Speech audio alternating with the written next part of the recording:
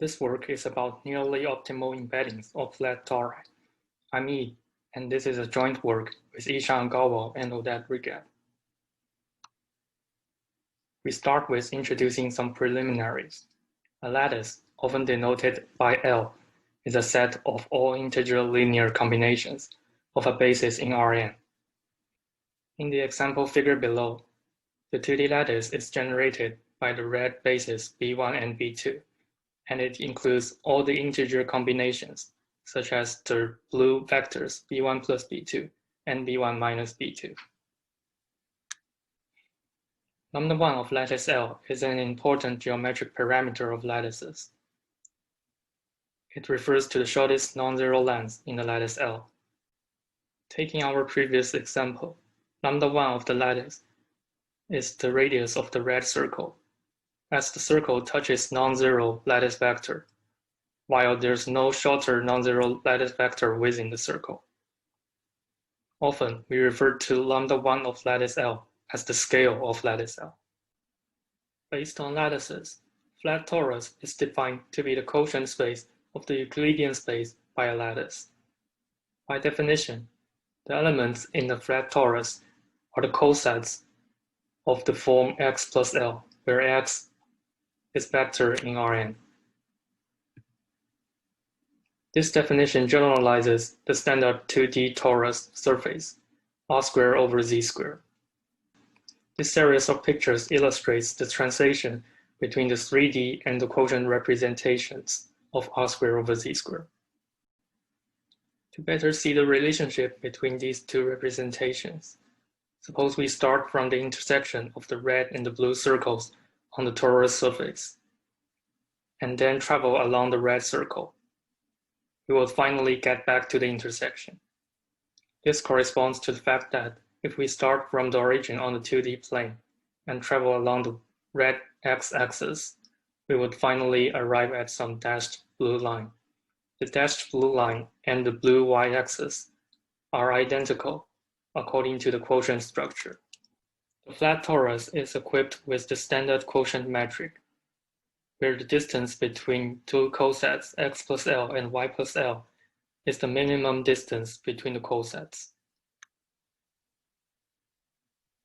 To help visualize distances in flat tori, let's first consider a 1D example.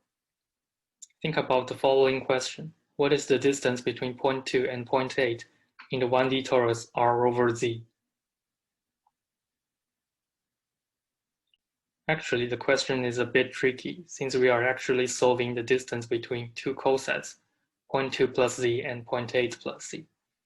The answer is 0.4 instead of 0.6, since we need to calculate the minimum distance between the cosets. Let's move on to a 2D example. Again, think about the similar question.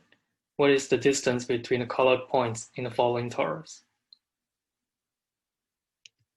Similarly, the distance is not the one within the parallelogram. But again, we need to carefully calculate the minimum distance between the corresponding cosets. Another important preliminary is the distortion. The distortion of a metric embedding F, mapping from metric space M1 to M2, describes the factor by which F changes the distance between 2 points. More precisely, the definition of distortion is the ratio of expansion factor over contraction factor, where the expansion factor refers to the factor by which F amplifies the distance, and contraction factor refers to the one by which F shrinks the distance. Here is an example of embedding the 1D torus R over Z into the Euclidean space R squared. The embedding F maps coset x plus Z to the point cosine 2 pi x, sine 2 pi x on the unit circle. The embedding is well defined since cosine 2 pi x and sine 2 pi x both has period 1. The distortion of this embedding is pi over 2, where the worst case is when the red point and the blue point are on the two ends of a diameter of the circle, which corresponds to the case where the red point and the blue point has distance 0.5 on the original 1D torus. Question studied in this work is how to embed flat tori into Hilbert space with low distortion. This question is proposed by Cont and Now in 2005. In the same paper, they also present a root 10 lower bound in the worst case. To specify, the worst case refers to the worst case over all tori of dimension n. They also present an embedding with some exponential distortion. This embedding actually uses the circle idea mentioned before. The upper bound is improved by Havil and Regab in 2010. They present an embedding with distortion n root log n, which dramatically improves the previous exponential upper bound. Alternatively, they also give an embedding with distortion root n log n. However, this one only works under certain conditions on the torus. Our contribution is we prove for any torus, there is a metric embedding mapping the torus into Hilbert space with distortion root n log n. To remark, this nearly matches the root n lower bound. A main technique for embedding flat tori into Hilbert space is to use Gaussians. This idea is based on the following observation. Consider the embedding f that maps point x to a Gaussian function centered at x. This embedding maps from the Euclidean space Rn to the Hilbert space, that is, the L2 function space over Rn. Using this embedding, the L2 distance between two Gaussians fx and fy is approximately proportional to the distance between x and y before reaching some saturation level. This figure illustrates this kind of behavior in 1D. For 2 points x and y1 that are far away, their distance after the embedding suffers from the saturation. While for 2 points x and y2 that are close to each other, their distance after embedding is somehow similar to their difference. The HR10 embedding with distortion root n log n indeed uses Gaussians in their construction. However, the embedding only works if distances to be embed never exceed certain level poly n times lambda 1. If the distances are larger, the embedding saturates, just like the behavior of a single Gaussian. Hence, a natural idea about the next step is to first partition the torus into the direct sum of a couple of tori, each of which represents a different scale, and then apply the HR10 embedding to each scale separately. The hope is that even if saturation happens at a certain scale, a larger scale might compensate for that. Here is a 2D example showing how saturation hurts the distortion. Consider the red and the blue points in the following torus. Note that here, lambda 1 is the scale in the x direction, while we could imagine that the scale in y direction could be arbitrarily large. Therefore, if saturation happens, the distance of the red and blue points in y direction is not going to be captured, and then the distortion could be arbitrarily large. A possible solution to the saturation issue is to partition the scales. For this 2D example, besides the original torus, we could also consider its projection on the y-axis. The figure on the right shows this projection.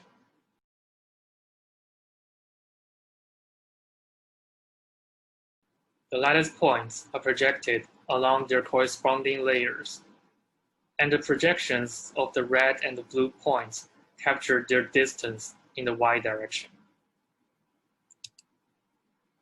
Since lambda 1 of the projection is the scale in y direction, the HR10 embedding of the projection would capture the distances in y direction. To summarize, the entire embedding of this 2D example would then be the direct sum of two embeddings. One is the HR10 embedding of the original torus, and the other one is the HR10 embedding of this projection. In general case, the technique for partitioning the scales is the following. First, we take a chain of sublattices L0, L1 till Lm, where L0 is the zero lattice and Lm is the entire lattice. Here, sublattice is simply defined as a subset that is also a lattice. And the chain of sublattices is also known as a filtration of the lattice L. Then we take projections of the torus orthogonal to all sublattices Li for all I from 0 to n-1. For instance, when I is 0, this projection would just give the entire torus. Following this technique, a proper choice of sublattices can partition the scales well. Mapping to the 2D example, M would be 2 and L1 would be the subset of L on the x-axis. And then to project orthogonally to L1 is to project onto the y-axis. This is exactly what we did before. HR10 indeed uses this kind of orthogonal projections. However, recall that they only get n root log n distortion upper bound, losing a factor of root n compared with the lower bound. The issue is that distances in projected tori with large I get counted repeatedly. For the last projected torus, the repetition is m, which in the worst case could be as large as n. And since we are using direct sum of tori, this n repetition gives rise to the extra factor of root n.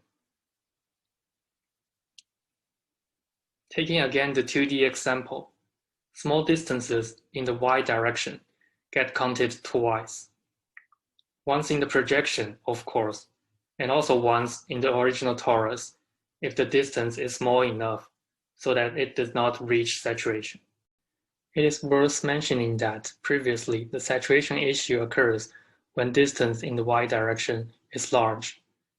We introduce projections to alleviate the saturation issue.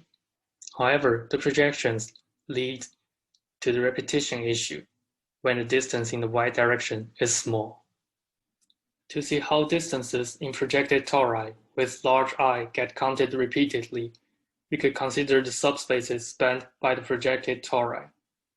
These subspaces have reversed subspace relationship.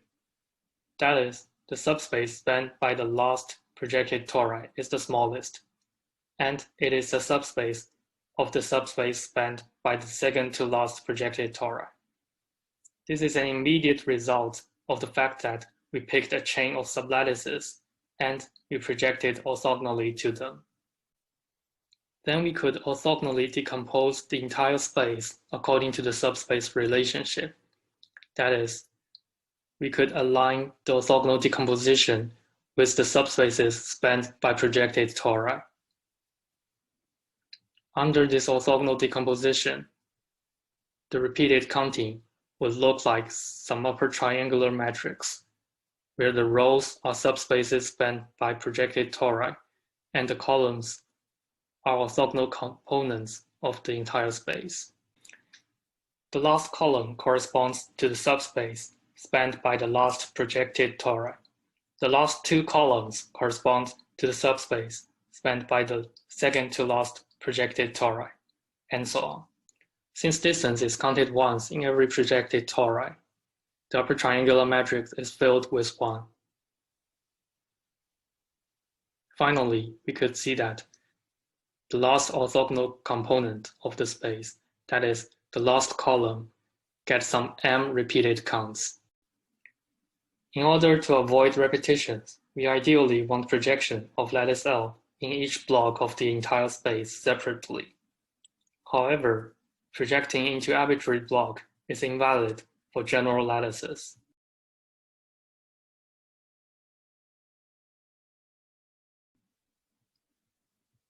Taking again the previous 2D example, we could see that projection onto x-axis results in some dense structure.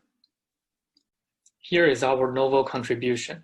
We use a certain kind of compressed projections that compress the projected tori recursively by a factor alpha between 0 and 1. As an example, the last projected tori would remain the same, while the second to last projected tori would have its last block compressed by factor alpha. The recursive compression assigns weights 1 alpha alpha squared to the blocks in projected tori. As a result, the weights in the columns are decaying geometrically. The geometric series suppresses the root n extra factor due to repetition into constant. Here are the figures showing how the compressed projection is applied to the previous 2D example. The projected torus is the same as before, while we no longer have the original torus. Instead, we have some compressed version of it, where the y-axis gets compressed. It can be observed that distances in the x direction is still captured by the compressed torus. For distances in the y direction, they are counted twice, both in the compressed torus and the projected torus.